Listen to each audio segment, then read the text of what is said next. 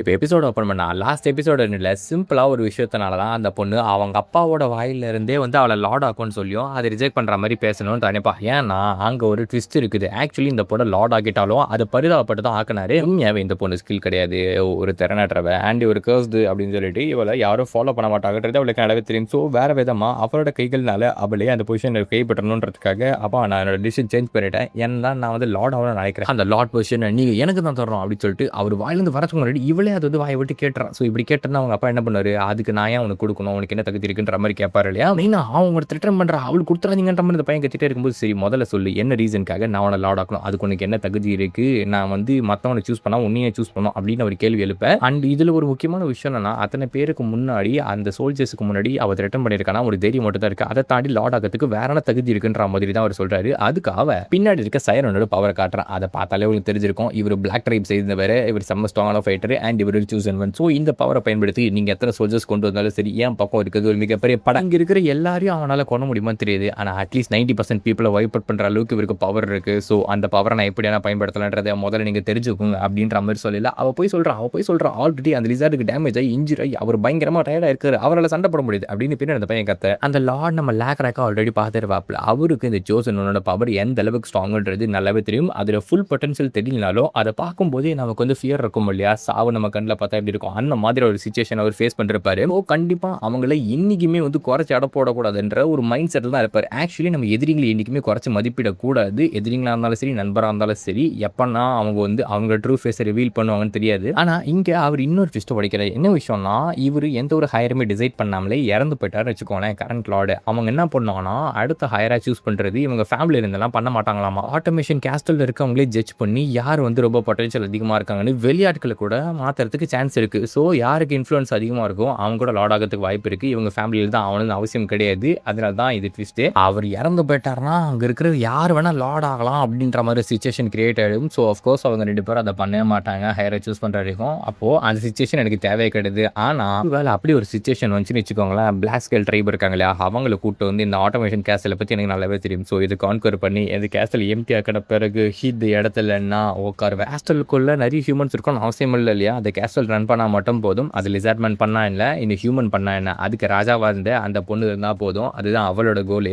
அதை கேட்டதான் அந்த பையனை சமக்கடு போய் கத்த ஆரம்பிச்சிடாப்ல, உன்னோட கேவலமான நேச்சரை ரிவீல் பண்ணிட்டல, நீ மனுஷங்களை தாண்டி இந்த இடத்துல உன்னோட பவருக்காக எந்த ஒரு எக்ஸ்டென்ட்டுக்கு போகன்றது காமிச்சிட்டல அப்படின்னு சொல்லிட்டு பலபோதிமன் கத்த ஆரம்பிக்கிறாப்ல. அப்படின்னா எதுவுமே பண்ண முடியாது ஹியூஸ், ஆனால் இந்த கேஸ்டல் லார்ட் ஆயிருது, ஆட்டோமேஷன் கேஸ்டல் அடுத்த தலைவனா ஒன்னு அப்பாயிண்ட் பண்றேன் அப்படின்னு சொல்லி அவங்க பொண்ணுக்கு அந்த பொசிஷன் கொடுத்துட்றாப்ல. ஸோ சிச்சுவேஷன் இப்போ எப்படி மாறிச்சு அப்படின்றது உங்களுக்கு சிம்பிள் டேர்ம்ஸில் எக்ஸ்பிளைன் பண்ணோம் அப்படின்னா ஃபஸ்ட்டு அவர் டீட்டெயிலில் கொடுத்துருப்பாருன்னு வச்சுக்கோங்களேன். அப்படி கொடுத்துருந்தாங்கன்னா இந்த பொண்ணு யாருமே ஃபாலோ பண்ணிருக்க மாட்டாங்க, இவ தகுதியற்றவ அப்படின்னு சொல்லி யோசிச்சிருப்பாங்க. இப்போ இவள் த்ரெட்டன் பண்ணி இவளுக்கு பின்னாடி ஒரு ஃபோர்ஸ் இருக்குது அப்படின்றத காமிச்சு அந்த பொசிஷனை வாங்கினதுனால இவள் திறனற்றவ இல்லை கிடையாது, இவளுக்கு வந்து திறன் இருக்குது, அது மட்டும் கொடுத்துட்டு பேக்கப் ஃபோர்ஸ் இருக்குது. ஸோ இவளுக்கு பயந்து தான் ஆகணும்னு அங்கே இருக்க எல்லாரும் ஃபஸ்ட்டு இவளை தலையை ஏற்றுக்குவாங்க. அண்ட் இவ போக போக அங்கே இருக்கிற விஷயங்களை செட்டில் பண்ணானா உண்மையான ட்ரூ லீடரை அக்செப்ட் பண்ணிக்குவாங்க. இதுதான் மேட்ரு. சில நாட்கள் அப்படியே போகுது, பார்த்தீங்கன்னா எல்லாம் ஒரு நார்மல் ஸ்டேட்டுக்கு திரும்பிடுது. ஆக்சுவலி நார்மல்ன்றது முன்னாடி ஒரு பெட்டராக இருக்க மாதிரி இருக்குது. அந்த ஃபைட்லாம் ஸ்டாப் ஆகிடுச்சு. அது மட்டும் இல்லாமல் கேஸ்டல் லார்டு கொஞ்சம் புதுசாக இருக்கிறதுனால ஒரு மாதிரி புத்துணர்ச்சியாக இருக்குது அப்படின்னு சொல்லி மக்களுக்கிடையே பேச்சுவாக்க போயிட்டு இருக்கு. ஏன்னா முன்ன விட அவங்களுக்கு ட்ரேடிங் நல்லா ஓப்பன் பண்ணிட்டு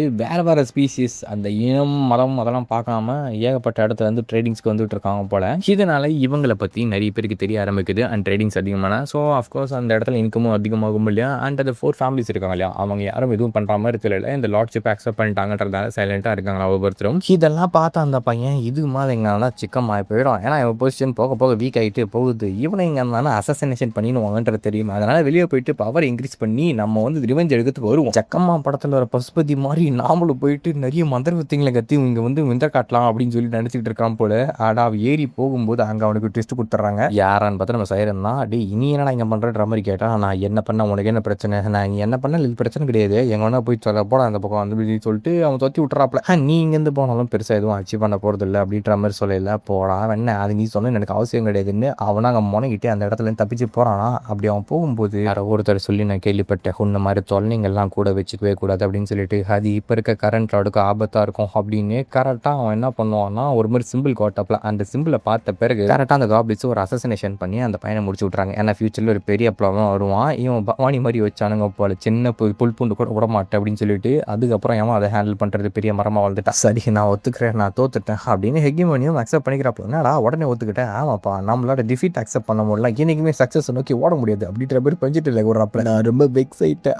நெபுலா உண்மைதான் நடந்தது தான் நெசம், அது நீ தான் வெற்றி பெற்றன்றது இங்கே வந்து ப்ரூவ் ஆயிடுச்சு. ஸோ உனக்கு ரிவார்டு, எனக்கு பெனால்ட்டி. அவன் வந்து சொன்ன வார்த்தையை காப்பாற்றிட்டு ஒரு நல்ல பிளேயர் போல. ஏன்னா அவன் டிஃபீட் ஒத்துக்கிட்டு அந்த பெனால்ட்டி அக்செப்ட் பண்ணிட்டு அந்த நால்ஸை கூட்டிட்டு வெஸ்ட் ஆஃப் த ஐலாண்டுக்கு வந்து போக போறானா. கான்டினென்டோட வெஸ்ட்டுக்கு போயிட்டு அங்கிருந்து அவனோட கான்கர் ஆரம்பிக்க போறான். அவன் இருக்க ஸ்கில் அண்ட் பவருக்கு கண்டிப்பாக மற்ற பிளேஸை சாப்பிட்டு ஃபியூச்சரில் வந்து பெரிய த்ரெட்டாக வருவான்றது நம்ம ஹீரோக்கு நல்லாவே தெரியும். அந்த டைமில் இவனுமே ப்ரிப்பரேஷன் பண்ணி ஆகணும். இப்போ ஹெகிமனி போயிட்டதுனால அவனோட பேட்டில் ரொம்பவும் வந்து ஈஸி ஆயிடுச்சு. ஏன்னா நம்ம ஹீரோக்கு அந்த இடத்துல வேக்கண்ட்டாக இருக்க நார்த் ரீஜனும் அதே மாதிரி பெனின்சுலா சதர்ன் ஹாஃப் இந்த மாதிரி 2 இடம் இருக்குது. அதை மொத்தத்தையும் கான்கர் பண்ணலாம். அது எல்லாமே கோஸ்டல் ஏரியா, அதாவது எல்லாமே கடலுக்கு பக்கத்தில் இருக்க ஏரியா. ஸோ நம்ம ஹீரோக்கு அந்த ஆப்பர்ச்சுனிட்டியை நல்லா யூஸ் பண்ணிக்கலாம். ஏன்னா ஒரு எசன்ஸ் எடுத்த ஞாபகம் தான் அந்த 2 ஹெட் ஃபெயிண்ட் கிடந்து அது வந்து கோஸ்டல் ஏரியா தான் வந்து யூஸ் ஆகும். சர்ப்பனால வந்து அதோட ப்ராப்பர்ட்டியை சரி யூஸ் பண்ண முடியல. ஆனால் ஓஷன்றது ரொம்ப பெருசு. ஸோ அந்த இடத்துல அப்படிப்பட்ட ஒரு கிரீச்சர் உருவாக்கலாம் அப்படின்னா அது மிகப்பெரிய அட்வான்டேஜாக இருக்கும். அண்ட் அங்கே சிவிலைசேஷன் உருவாக்குறதுக்கும் வந்து அது ஒரு சப்போர்ட்டாக இருக்குன்றதால ஹீரோ வந்து ஃபர்ஸ்ட் அதை கான்கர் பண்ணலாம் அப்படின்ற மாதிரி யோசிச்சுட்டு முதல்ல நம்ம புது கேஸ்டலோட மீட் பண்ணோம் அப்படின்னு டேரெக்டாக தூங்கிட்டு இருக்க அந்த பொண்ணோட கை மேலே பூச்சி மாதிரி போய் உட்காடுறாப்புல. அதான் கடவுள் எப்படி வராதுன்னு தெரியும் இல்லையா, காட் ரெவலேஷன். அந்த மாதிரி தான் ஒரு கனவு உலகத்தில் இருக்க மாதிரி இந்த பொண்ணு ஃபீல் பண்ணுறா.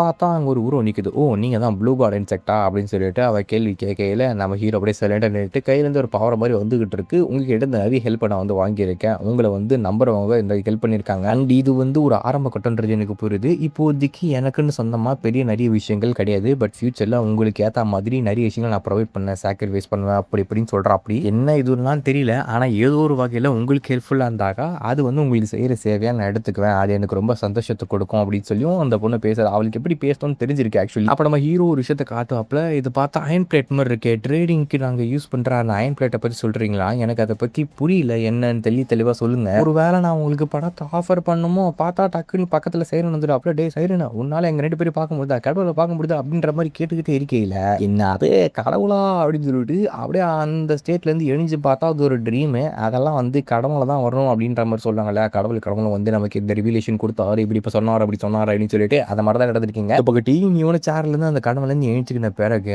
அங்கேருந்து அப்படியே வெளியே போகிறாப்புல. போகும்போது அது ஒரு ட்ரீம், நான் கண்டிப்பாக கடவுள் ஏதோ சொல்ல ட்ரை பண்ணியிருக்காரு, அவர் என்ன சொல்ல ட்ரை பண்ணுறாரு அப்படின்றது தான் அவனுக்கு வந்து புரியவே இல்லை. ப்ளூ கார்டன் செட் ஏதோ ஒரு வகையில் அயன் பிளேட் வச்சு நமக்கு உதவி செய்ய ட்ரை பண்ணுறாரோ அப்படி இப்படின்னு சொல்லிட்டு குழப்பிக்கிட்டு இருக்கா. அவளுக்கு ஆன்சரே கிடைக்கல. அப்போ அங்கே வேற விதமான ஸ்பீசிஸ் ட்ரேடிங்காக வந்திருக்குங்க. இவங்ககிட்ட சில்க் இருக்கு போல, அந்த சில்க் கிளாத்திங் வந்து வாங்கிக்கலாம் அப்படின்னு சொல்லிட்டு இது வந்து நீங்கள் பார்த்துருக்க மாட்டீங்க, செம குவாலிட்டியானது அப்படின்னு சொல்லிட்டு அங்கே இருக்க ஒரு லிசர்மெண்ட் சொல்லவும் இவங்க வந்து வெஸ்டர்ன் சைடில் வந்துருக்காங்க போல. அந்த நாள்ஸ் இருக்கிறதுனால இவங்களுக்கு ப்ராஃபிட் இருந்திருக்க முடியுது. பட் நாள்ஸ் வந்து இங்கே வந்து போயிட்டதுனால இவங்களுக்கு ஈஸியாக ட்ரேடிங் வர முடியுது அப்படின்ற மாதிரி சொல்லிட்டு இருக்காப்புல. அப்படியா சரி, உங்களுக்கு என்ன பிஸ்னஸ் வச்சுக்கணும்னு ஆசை இருக்கு இல்லையான்ற மாதிரி கேட்க, எனக்கு அஃப்கோர்ஸ் வச்சுக்கணும்னு ஆசை இருக்குது, எனக்கு சில்க் எல்லாம் கொடுங்க, அதுக்கு பதிலாக ட்ரைனிங்க்கு நான் உங்களுக்கு வந்து இந்த அயன் பிளேட்ஸ் தரேன் அப்படின்னு சொல்லிட்டு அந்த அயன் பிளேட் வந்து தராப்ல. சில்க்குன்றது ரொம்ப ரேரான மெட்டீரியல், ஸோ அதுக்கேற்ற மாதிரி ரேரான ஒரு விஷயத்தை நான் தந்து வாங்கணும், இவ்வளோ அயன் பிளேட்ஸ் போதுமா இந்த ஒட்டுமொத்த சில்க்குன்ற மாதிரி கேட்டால், ஓ பர்ஃபெக்ட்லி ஃபைன், ஏன்னா அதுவும் ஒர்த்து இதுவும் ஒர்த்து அப்படின்றத சொல்லிட்டு அது ட்ரேடிங் பண்ணிக்கலாம்ன்ற மாதிரி யோசிக்கிறாங்க. பட் அப்போ ஒரு நிமிஷம் வெயிட் பண்ணு அப்படின்னு சொல்லிட்டு அந்த பொண்ணு தடுக்கிறான். என்ன அப்படின்னா, அந்த ஆளுக்குலேருந்து அயன் பிளேட் இருக்கு இல்லையா, அந்த அயன் பிளேட்டை திருப்பி வந்து உள்ளே வைங்க, ஏன்னா இந்த ஆள் கூட ஆல்ரெடி நான் ட்ரேடிங் பண்ணிட்டேன் அப்படின்ற மாதிரி சொல்கிறா. அவனுக்கு நல்லாவே திரும்பி இவங்க தான் அந்த இடத்துல லார்டு அப்படின்னு சொல்லிட்டு அது உண்மையா அப்படின்ற மாதிரி கேட்க, அவனும்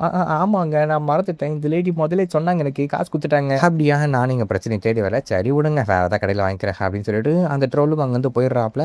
போன பிறகு மேடம் என்ன மேடம் இப்படி பண்ணிட்டீங்க, தேவையில்லாத சிக்கத்தில் மாட்டி விடுங்கன்ற மாதிரி கேட்டா, டி ஒரு விஷயம் அவன் நீ தானே சிக்கத்தில் மாட்டிருப்பா, அது எவ்வளோ பெரிய ஃப்ராட் ஸ்கேம்னு உனக்கு தெரியுமா தெரியாதா, இந்த சில்க் எவ்வளோ குவாலிட்டியானது, அது என்ன பிரைஸ் வைக்கணும்னு தெரியுமா தெரியாதா, ஏமா எனக்கு தெரிய பாட்டா நீ என்கிட்ட வேலைவாசியை பற்றி பேசுறியா அப்படின்ற மாதிரி கேட்கல. அந்த சில்க் வந்து வேற இடங்கள்லேருந்து இந்த இடத்துக்கு டிரான்ஸ்போர்ட் பண்ணப்பட்டது, அதாவது அவங்களே வேற ஒரு இடத்துல தான் வாங்கி வந்திருக்கிறாங்க. ஸோ அதோட குவாலிட்டி வந்து ரொம்ப ஹையஸ்டாக தான் இருக்குமா. அண்ட் அந்த ட்ராவலிங் எக்ஸ்பென்ஸ் அது இதுலாம் இருக்குது. கிராக்கோட ட்ரைபு தான் வந்து அதுக்குமே அவங்களுக்கு ஹெல்ப் பண்ணியிருக்காங்க. பட் இங்கே விஷயம் என்னன்னா, நம்ம அவ்வளோ கஷ்டப்பட்டு வாங்குற ஒரு பொருளை அதுக்கேற்ற மாதிரி ப்ராஃபிட்டில் தானே வைக்கணும். ஆனால் நீ எதுக்குல ஒரு கம்மியான ப்ராஃபிட்டில் வித்துட்டு இருக்க, அப்படி கம்மியான ப்ராஃபிட்டில் வித்தானா இங்கே லாபமே மேக் பண்ண முடியாது, வாங்கிட்டு வந்து வேஸ்ட் தானே அப்படின்ற மாதிரி கத்த ஆரம்பிக்கிறாங்க. இவங்க எதுக்கே இப்படி கத்திட்டு இருக்காங்கன்னா, அந்த இடத்துல ஒரு மெஷரிங் ஸ்கேல் எடுத்து காட்டுவாங்க. அங்கே அந்த ட்ரோல் எடுத்துகிட்டு வந்து அயன் பிளேட் இருக்கு இல்லையா, அதையும் இவங்க உருவாக்குற அயன் பிளேட்டையும் மெஷர் பண்ணி பார்த்தா அந்த ட்ரோல் எடுத்துகிட்டு வந்து லைட்டாக இருக்கும், அதாவது கம்மியாக வெயிட்டாக இருக்கும். ஸோ இவன் ஒரு 10 பிளேட் வந்து ஆக்சுவலி 1 kg இருக்கணும்னா அவங்க வந்து ஒரு 800 கிராம் 700 கிராம் தான் இருக்கும் போல். சைஸ் எல்லாம் பார்க்க ஒரே மாதிரி இருந்தாலும் அங்கே வெயிட் கம்மியாக இருக்குது, அதனால் அதோட ஒர்த் வந்து கம்மி தான் நார்மலாக இருக்கிறத விட. நீ அதுக்கு சில்க் வைத்தனா நமக்கு தான் நர்த்தம் அப்படின்ற மாதிரி சொல்கிறாங்க. நெக்ஸ்ட் டைம் நீ வாங்கும்போது அந்த இடத்துல வந்து வெயிட் கம்பேரிசன் பண்ணிக்கோன்ற மாதிரி சொல்ல, அப்படின்னா இந்த வெயிட்டையும் கம்பேர் பண்ணுங்கன்னு சீஃப் லேக்ராக் அந்த இடத்துல ஒரு வெயிட் பிளேட்டை கொடுக்க, அதை எடுத்து பார்த்தா சயின்ஸோட ரொம்ப டிஃப்ரெண்ட்டாக இருக்குது. அதோட குவாலிட்டியை தொட்டு பார்த்தாலும் உங்களுக்கு தெரியும், ஒரு மாதிரி வந்து